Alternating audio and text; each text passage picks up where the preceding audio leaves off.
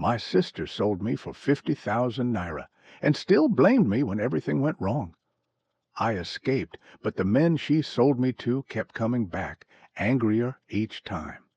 And the scariest part, she never apologized.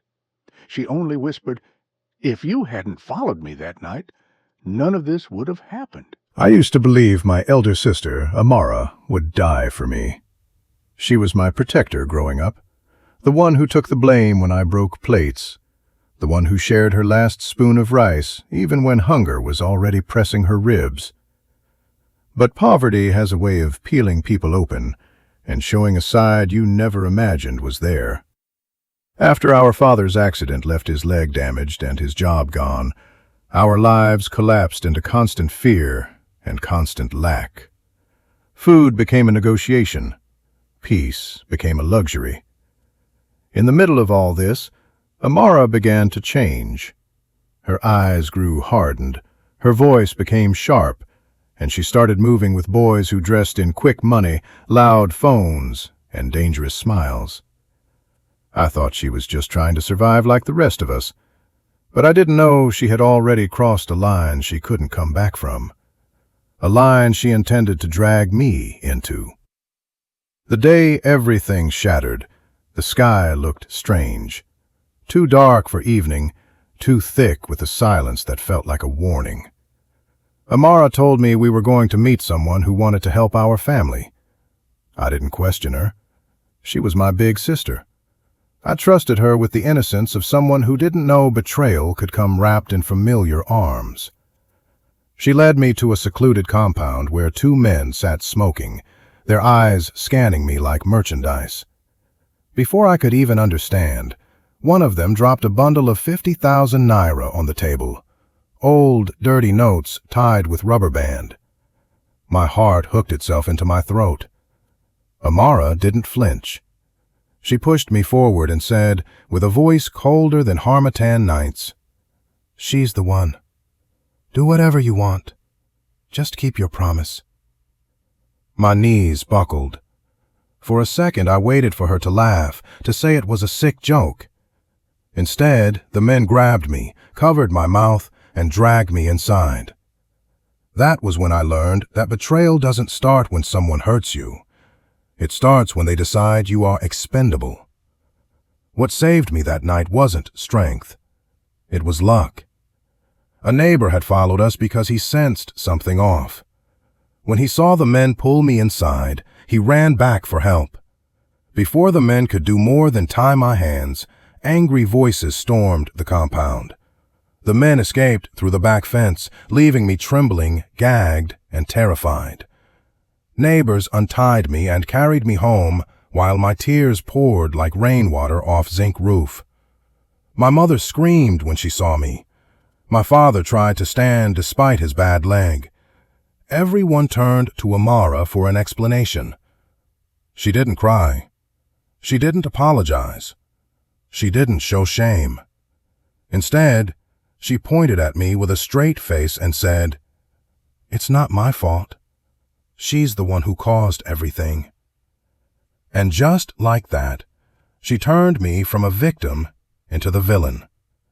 When dawn broke the next morning, our house felt like a courtroom, cold, tense, and filled with silent accusations. My parents were shattered, and so was I. I couldn't eat, I couldn't sleep. My wrists still had rope marks. My throat was still sore from screaming.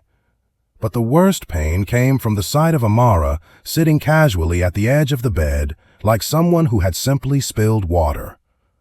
She refused to explain why she sold me. She refused to admit guilt.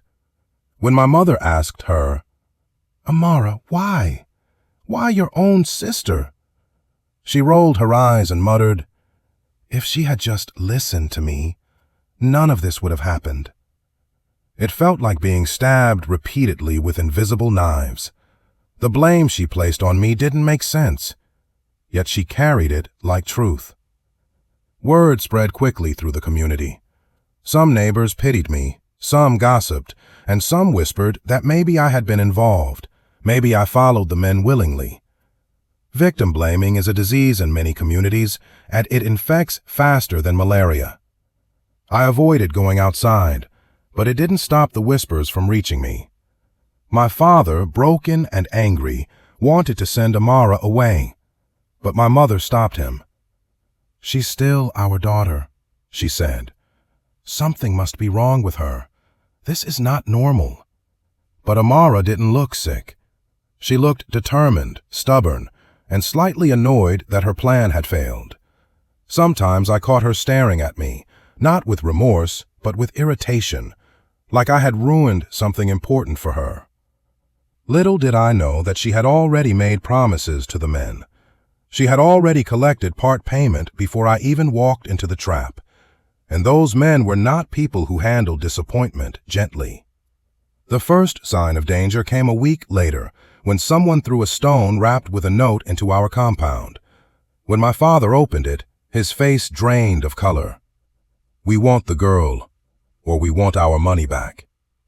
The note wasn't signed, but we all knew who it came from. Suddenly, the house was filled with panic. My mother cried, my father limped around, locking every door and window. And Amara? She didn't show fear. Instead, she looked at me and said, "See what you caused? If you had just kept quiet that night, all this would be over." That was when I started to wonder if the sister I loved ever existed, or if she had been fading for a long time while I refused to see it. The night they came back is a night I can never erase, no matter how much time tries to wash it away. It started with a loud bang against our gate, not a knock, a bang. My father froze. My mother whispered prayers. I hid behind the curtain, trembling like leaves during the rainy season winds. Then came the voices, low, rough, and angry. "Bring the girl out! You think you can cheat us?"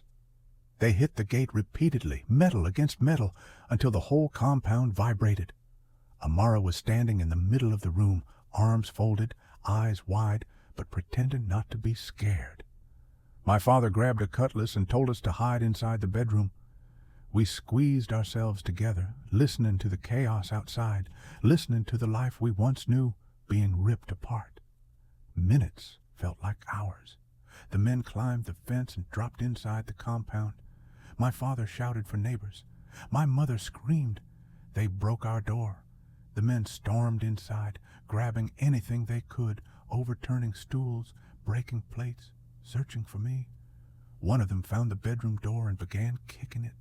I held my mother's wrapper tightly, tears pouring uncontrollably. Just when the door cracked, neighbors arrived with sticks, shouts, and courage they didn't know they had. The men fled again, disappearing into the darkness like shadows with unfinished business. But they had left something behind, a message carved into my memory forever. We will come back, and next time, nobody will stop us. My father held me tight that night, and for the first time in my life, I saw him cry. That night changed everything. My parents knew I couldn't stay home anymore. I was no longer safe. Not in that house, not in that street, not in that community. So they made a painful decision. I would move to my aunt's house in Enugu the next morning. Packing my clothes felt like packing pieces of myself. The house felt smaller, heavier, and unfamiliar. But the worst part, the part that still burns, was Amara's reaction.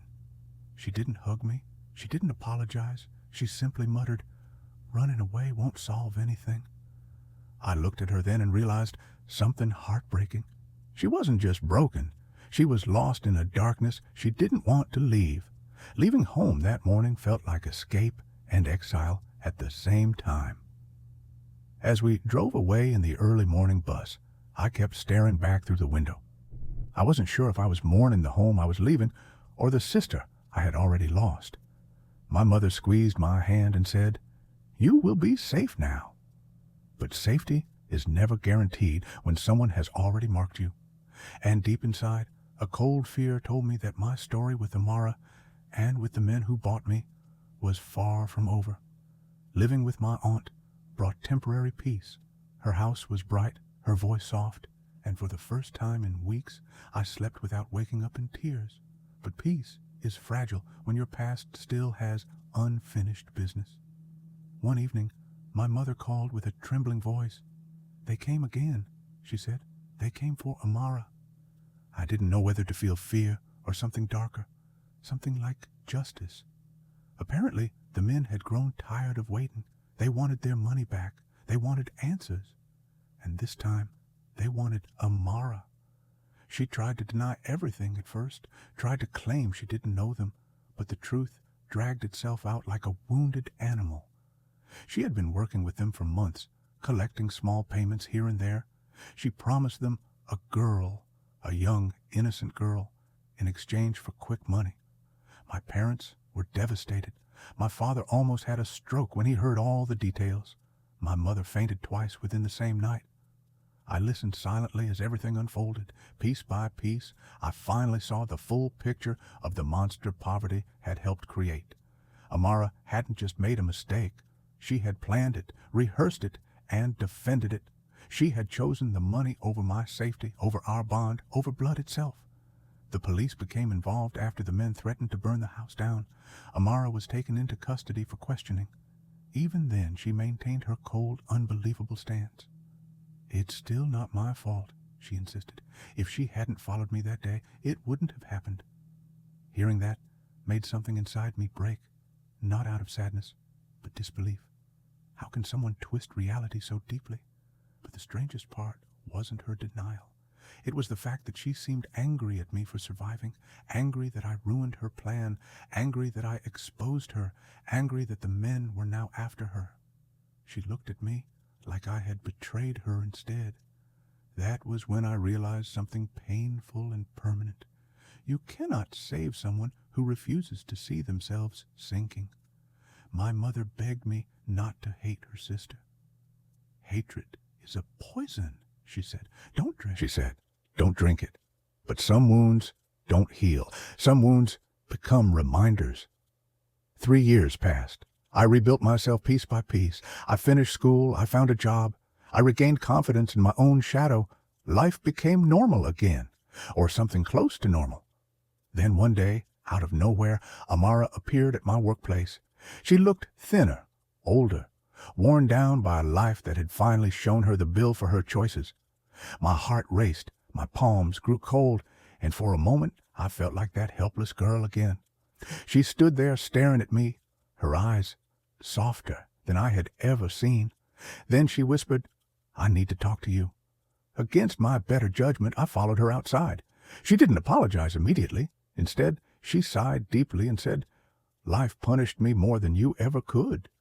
She told me how the men eventually caught up with her, how she spent months hiding, how poverty ate her alive from the inside out. Then finally, after dancing around the truth, she said the words I had waited years to hear. "I'm sorry. I don't know what entered me back then." But before I could respond, she added something that froze me. "But you didn't have to report me. You ruined my life too." It was like being stabbed with the same knife all over again. Even after everything, she still wanted to share the blame. She still wanted me to carry guilt that didn't belong to me. I looked at her and realized something heartbreaking. Not everyone learns. Not everyone changes. Some people can apologize without truly accepting the weight of what they did. And some people will spend their whole lives rewriting the story to avoid responsibility. I walked away from her that day, not out of anger, but out of understanding. I finally understood that some ties must be cut for your own peace. When I got home that night, I cried for the sister I once loved, for the girl I once was, and for the future I was building without the shadow of her betrayal. Because some people betray you once, others betray you forever. Don't forget to subscribe to our YouTube channels for more stories like this.